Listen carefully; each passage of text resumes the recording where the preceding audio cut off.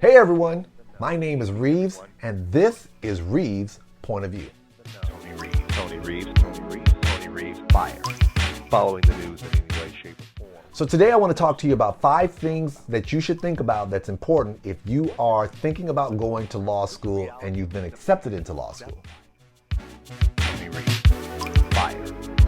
Tony Reeves. Let's go ahead and get started.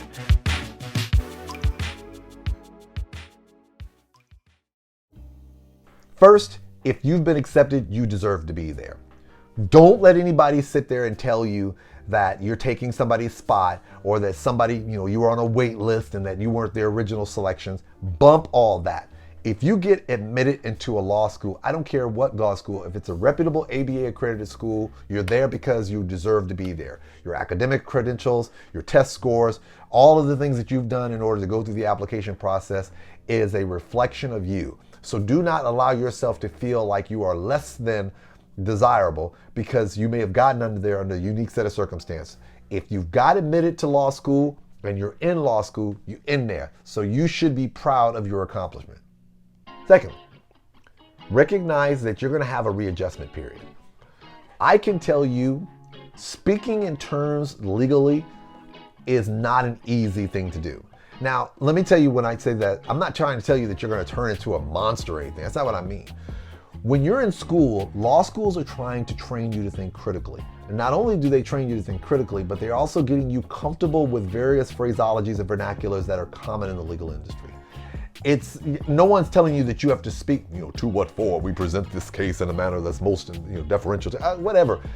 You're going to hear these things said so many times that you're going to not even realize you're saying them. Like, whenever I'm talking to people and they ask me something, I'm like, well, look in the light most favorable to the client, to this individual. And they're like, what? I was like, yeah, because you say it all the time. It's going to happen whether you want to believe it or not. So you're going to go through this readjustment period where you're going to learn how to speak, communicate, think, and operate in a manner that attorneys typically do. So don't go in there thinking that they're going to teach us this magical language of how to, the smoking gun legal arguments. No, they're trying to take you and shape you in terms of forcing you to look at things in a particular way and getting you comfortable with a mechanism of communication that is not often used by other populations. So that period of adjustment may take a minute, but just recognize you'll be all right. There's a readjustment period that you can now adapt to. Third, whatever area of law you were passionate about when you got there, don't think you're a failure if you switch. If you go there with this, we are the world, I'm going to do criminal defense law, and you go in there and you realize criminal defense does not interest you, but all of a sudden you take tax law and you fall in love. Now you feel like you've switched out. No. What happens is that on the way in, you had this preconceived idea of what you thought would interest you, and you found out something else does. Maybe you went in there thinking, okay, I'm going to go and I'm going to be a labor lawyer, and then all of a sudden you fall in love with intellectual property. Okay, nothing wrong with that. So what's going to happen is that when you're in law school, you're going to get exposed to a variety of different types of legal areas, and you're going to determine just from tipping your toe into those various waters which one catches your interest. That's not to say that you may not leave law school and go into the area that you were originally interested in, but because you've allowed yourself to be exposed to a variety of different areas of law, you now get an opportunity to expand your horizon. So if you find yourself in a situation where you decide, this was sexy, but this is really sexy, don't beat yourself up. It's okay if you decide to switch areas. Fourth, ignore the noise. I'm going to tell you that when I got there, I was so paranoid because they talked about the type of students who tend to do well, which are English majors. I'm not an English major. They tell the type of students and type of schools who tend to do very well, the type of background that people have.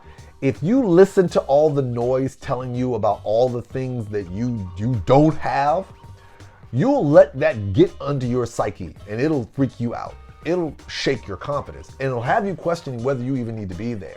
If they start talking about that a certain type of person, a certain type of acumen, a certain type of presentation is what's normally a successful lawyer typically has in terms of getting through law school, if you know that's not you, you'll let that noise move you in a way that it shouldn't. Ignore the noise. You're going to hear a lot of things when you're there that's going to make you question whether or not you deserve the right to be there. Don't let it shake you. No two attorneys are alike. For every attorney out there that's all the way live and that's verbose and beats up on their chest, there's another attorney that's very quiet that makes just as much money, if not more so, because they move like a stealth dragon. So when you get there, especially by the time you're third year, you've already pretty much learned how to tune it out. But that first year or two, you're going to hear a lot of noise. Learn how to ignore it. Fifth and finally, when you get to the point where you start interviewing for jobs, recognize whoever wants to interview you wants to interview you.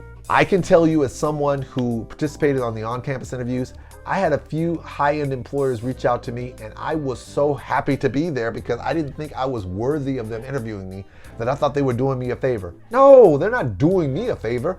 They're in the business of trying to hire someone, and there is something they see on your body of work, your resume, your expertise, your background that tells them that you have the potential to be an asset to their company. So do not allow yourself to fall into this groove of thinking that, maybe they're just looking at me because they're just trying to be nice. No, they're not.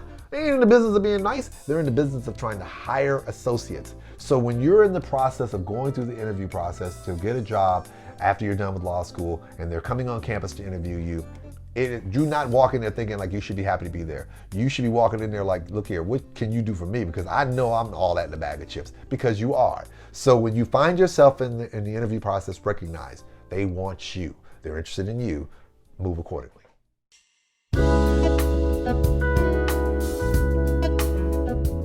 I can tell you, as someone who went through law school, that there were a lot of things that I just was not mentally prepared for when I got there. I had to learn the hard way.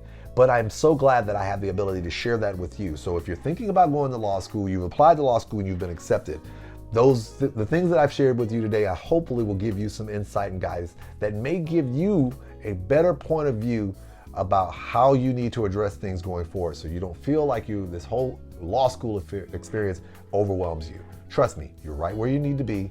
Now go out and make that thing happen.